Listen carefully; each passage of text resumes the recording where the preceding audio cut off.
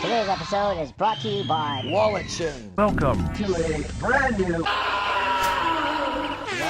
comment, and subscribe if you want to see more. Well, I know I've been lagging on this, but here it is. The Patreon requested by the Fly Tractor with Scud the Disposable Assassin, created by Rob Schraub and co-written by, of course, Dan motherfucking Harmon. And it's been a true pleasure following his career and those that he brought with him. Scud the Disposable Assassin is a comic book about Scud robots. And Scud robots are assassins that kill people. And you hire them by putting some quarters into a vending machine. And the vending machines are sitting out there on the side of the street. Can you believe that, Marty? In the world of Scud, bullets are cheaper than human life. Corner vending machines provide any weapon you might need. The most popular weapons are Scud Disposable Assassins, robot hitmen that self-destruct when they kill their target. According to the introduction in the collected edition of Scud the Disposable Assassin, creator Rob Schraub was motivated to start his comic in the aftermath of a painful breakup.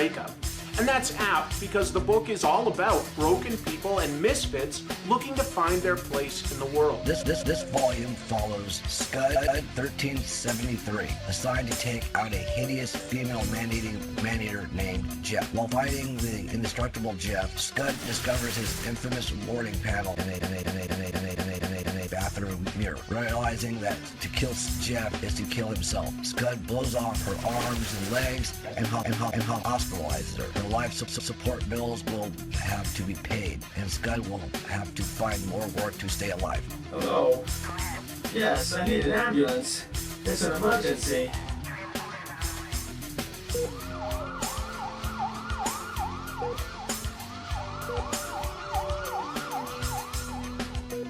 So, you see, sir, your friend has been stabilized. The problem is, the state will provide life support for 1 month. After that, you are responsible for coming up with the funds, or we will be forced to pull the plug. So, let me ask you something. How much is this gonna run me, maybe? 3 francs. Oh, guess I better find another job. oh god. Issue 1, is the whole origin story of, some monster called Jeff is wreaking havoc somewhere, and they obviously get Scud to kill it. But Scud realizes that once he kills his target, he'll die. He chooses to just chop off its limbs and put it in the hospital. And the hospital, will take care of him, but then he'll have to hospital bills. So he ends up going on different missions to get money to pay hospital bills to keep Jeff alive so he can stay alive. Pretty dark, pretty awesome. One of his first jobs he goes to a prison and kills some mafia guy's rival, and the people working there catch him doing it, and they're on the quest to find him. Then, of course, his next mission he goes on, he has to kill Voodoo Ben. One of the main antagonists is Voodoo Ben, who is a futuristic version of Ben Franklin, the founding father, who is not only a technological genius, but has mastered the occult arts, made a deal with the devil to stay alive. He has an army of zombies, which he utilizes to go after Scud and the La Cosa Nostroid crime family. He creates zombie dinosaurs because they have smaller brains and are thus harder to kill. He eventually hires Susudia, a female assassin, to take down Scud, but she falls in love with him as she is an admitted robosexual. Yeah, this world is very fucking weird. A lot of weird looking creatures, a lot of unexplained shit, and very obviously predecessor to Rick and Morty. It was, because the creator of Scud, Rob Schraub, was part of a comedy troupe called the Dead Wives, which you might have seen one of their stuff, that Dungeons and Dragons period. Dungeons and Dragons. Satan's game. Your children, like it or not, are attracted in their weaker years to the occult, and a game like D&D fuels their imagination and makes them feel special, while drawing them deeper and deeper into the bowels of El Diablo. This afternoon, the Dead Alewives Watchtower invites you to sit in on an actual gaming session. Observe the previously unobservable as a hidden camera takes you to the inner sanctum of Dungeons and Dragons. Gallstaff, you have entered the door to the north. You are now by yourself, standing in a dark room. The pungent stench of mildew emanates from the wet dungeon walls. Where are the Cheetos? They're right next to you. I cast a spell. Where's the Mountain Dew? In the fridge, duh! I want to cast a spell. Can I have a Mountain Dew? Yes, you can have a Mountain Dew. Just go get it. I can cast any of these, right? On the list? Yes, any of the first level ones. I'm gonna get a soda. Anyone want one? Hey, Graham, I'm not in the room, right? What room? I want to cast Magic Missile. The room where he's casting all these spells from. He hasn't cast anything yet. I am, though, if you'd listen. I'm casting Magic Missile. Why are you casting Magic Missile? There's nothing to attack here. I'm attacking the darkness. Fine. You attack the darkness. There's an elf in front of you. Whoa! That's me, right? He's wearing a brown tunic, and he has gray hair and blue eyes. No, I don't. I have gray eyes. Let me see that sheet. Well, it says I have blue, but I decided I wanted gray eyes. Whatever. Okay, you guys can talk to each other now if you want. Hello. Hello. I am Gallstaff, Sorcerer of Light. Then how come you had to cast Magic Missile?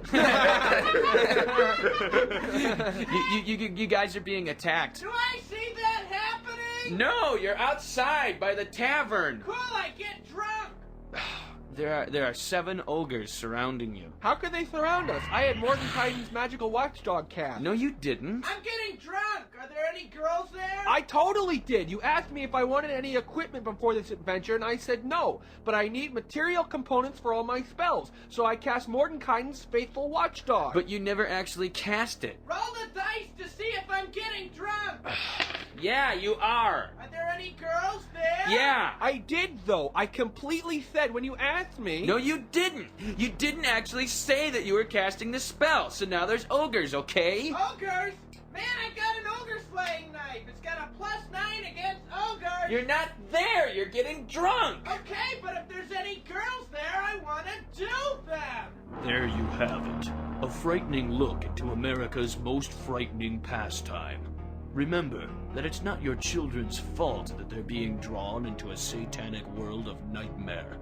It's their gym teacher's fault for making them feel outcast when they couldn't do one single pull-up. Yeah, same guys. I actually used to listen to Dead Old Wives because, you know, when I used to get the original graphic novels of Scud, I got their comedy CD. It has some funny things. It has a parody of Free Fallin', but it's Arnold singing Total Recalling. I've been dreaming of going to Mars, where mutants drive plastic cars.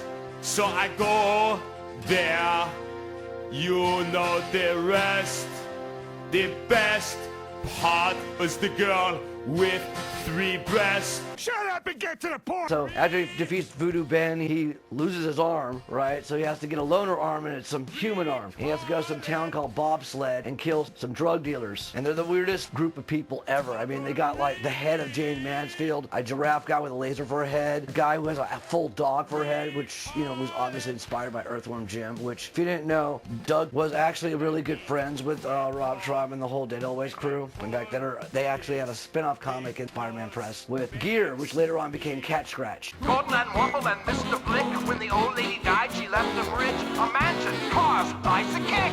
Cat Scratch. Before I continue, let's bring on today's sponsor, Wallet Chains. Why use a faggot-ass fucking Ridge wallet? When you're wearing a wallet chain, you'll know when someone's taking your shit, so you can beat the fuck out of them. And also, it makes a good weapon, too. They think you got attitude, you show them some real attitude. So yeah, back to what I was saying. So far, yeah, so another member of the gang, you know, they have these twins named the Smothers Brothers, joke there, and a few other ones I don't really care about, but it's fucking crazy. And then you find out, like, the reason why, like, the Hicks are hiring them to kill the drug dealers because they're buying cocaine. It's one of those twists. But here's what's funny, right? So I told you how Scud had to lose his arm. He has to get his arm repaired, and since he's a kind of an obsolete model, he has to like get a loaner arm, and it's just some sailor guy's arm. But it's also a werewolf's arm. It has its own personality and is alive. And you know what's really crazy about that is that Rick and Morty ended up doing the same goddamn thing years later in that Mad Max episode. And what's ironic about that one issue of Scud is it wasn't written by Dan Harmon. You're right. We both gotta see our stuff through. I gotta deal with my parents' divorce, and you gotta, you know, do what you gotta do. I love you. So Down and Harmon kind of borrowed from Scud because they're all same circle of friends. Almost makes you think that maybe Rob Schraub wrote that episode of Rick and Morty or something, but whatever. So after all that, you know, Scud wins, and somehow he ends up on a space station, and that werewolf arm is going crazy. Then you find out some other deep dark secret about that arm, and then he crash lands on Earth and somehow is part of the tough guy competition. And a lot of chaos ensues. He fights a bull with chainsaws for horns. He plays a death-defying hockey game. Of course, fucking Drywall shows up. Actually, not Drywall. Oswald, this stupid Scud, shows up. Tractor pull. Every stereotypical tough guy thing in the tough guy competition. Then he finally loses against like this renegade robot who ends up being Susudio, a hit woman hired to kill him. And of course, starts the grand story, in my opinion, of Scud, which is the adventures of Scud and Susudio and their insane love story. And that's when it gets fun. In fact, in my opinion, Scud doesn't really start until Susudio shows up, just because their dynamic. And screw this. Look, I'm tired of your games, Susudio. Have fun with your new toy. I'm going back to Neodell's to find Jeff. Touchy. Boyfriend gonna be okay? He's not. Back to the story, we find out that Voodoo Ben is still alive, and Susudio just hires a bunch of Scuds to kill his undead armies, but since they're already dead, they blew up, and they realize they're kind of screwed. And then lo and behold, who shows up but Drywall and Oswald. And then we flash back to the origin of Drywall, and it's pretty dark and sad. That's all I'm gonna say on that one. Just read it yourself. Okay, I'll tell you. So apparently, in a parallel universe, some reality bending designer is hired by her version of the government to create the ultimate storage unit droid. And first there's Mess, who can store an infinite amount of stuff but not organized, and Drywall was the updated version. The big twist that makes it sad is that those two droids, Drywall and Mess, are actually the soul of her son split into two robots. And along comes the updated monster that is System, who is programmed to just kind of suck up the entire universe. And then we flash forward to now, and Voodoo Ben releases System to fight Drywall and Oswald. And it's a big battle royale, and turns into fucking Hellraiser, and Voodoo Ben gets fucked with, and Susudio to the rescue. She gets a bunch of Scuds to fight them, but they blow up because they can't kill the undead.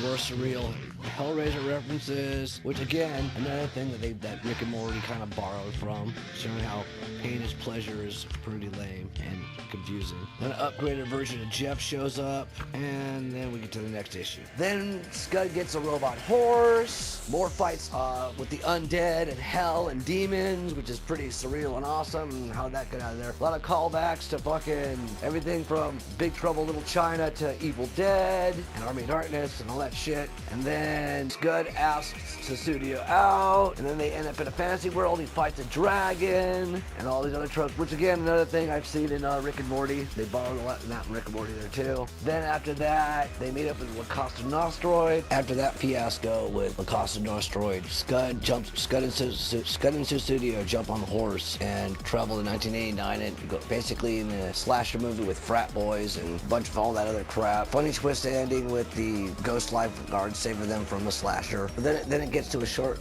spin-off cartoon with Susudio's sister, the Black Octopus, and she's basically Catwoman but with an octopus theme. And well, she ends up being pantsless, but it was kind of cool. Nice. Correction: Black Octopus is actually Susudio's other job she had, not her sister. Her name is Susie Grit, and her dad is Hank Grit. Because in the next part, they end up warping to heaven, and they go to heaven, and we meet Susudio's dad, Hank Grit, the one everybody's advertising at the very beginning of the comic. Yeah, and they're in heaven, and all the seraphs are aliens, and they're very bureaucratic, and God doesn't run heaven, which to me is also very reminiscent of Preacher, but they came out at the same time, and so on. The angels also the angels committed mass mutiny and put God in S&M gear. Then the angels hired Scud to kill the earth and give him a damnation damnation gun. Then Hank Grit shows up as a monster truck and rescues them. Scud obviously steals the damnation gun. They escape heaven. It's a big old chase. Susudio dies,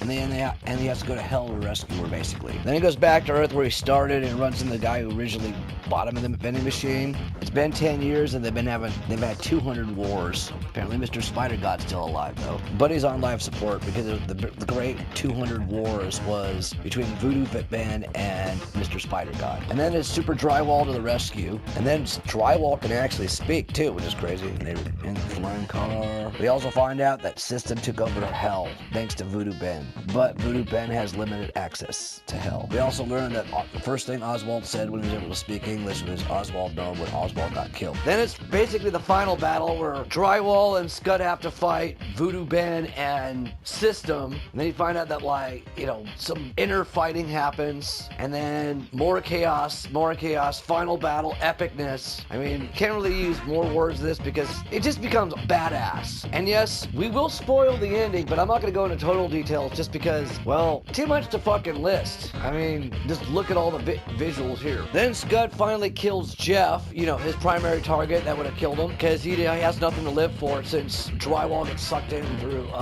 System, and, you know, there's no Susudio, so he has nothing to live for. Then, at the last minute, Drywall, along with his brother Mess, come to the rescue, and it's a battle for, you know, the destruction of the world and shit. So the final battle is in heaven, and the angel is trying to use bargaining chips, and God gets freed, eats the fucking angels, and just about, and then because they killed the main angel, and they resurrect Susudio, and then her with her black octopus tentacles kills the main angel, and everyone's resurrected, including Drywall and Mess's mom. And it's a complete happy ending, and that's the end of Scud. And now that I'm finally done with that fucking monstrosity of a graphic novel, here are my thoughts. I'm not the biggest fan of black and white comics, especially if something that size, because it just hurts my eyes. I like color, you know? I mean, have no talk, if you've read my magazine, or read Lost Anarchy magazine, it's mostly black and white. And when we can't afford color, it's about all black and white except for the covers. So, I have no room to talk, really, but I prefer color. Nag, nag, nag, nag, nag! But I could see a lot of influences that this has made on a lot of modern adult comics and cartoons. The good stuff, not the shitty big two. I mean, come on! You heard my comparison to Rick and Morty, you know, which obviously, you know, it's not really stealing when it's from yourself, saying the fact that Dan Harmon did write Scud for a bit and also ran the spin-off series. The thing about it too is we see this at the Get on with it. Yes, get on with it. See, Fly Attractor, I finally finished it. I know I lagged, I know it should have been out a couple of months ago, but it's finally done, and I can finally say that Scud is is the greatest graphic novel, independent comics of all time. Alright, not the best. In my opinion, I like Grendel better, but that's just because that legacy story. But for independent comic that's drawn all sloppy like the cartoony stuff, yeah, it's the best. Is it better than Giant Homicidal Maniac? Yes. Is it better than Gru? Yes. Is it better than the Howard the Duck knockoffs? Oh yeah! I'd go into detail, but you know, I'm just basically just trolling all of you anyway. So, whatever. I'd say special thanks to people, but I gotta go on Sub Pals and YT Pals just to try to get 100 views on here because the algorithm could suck.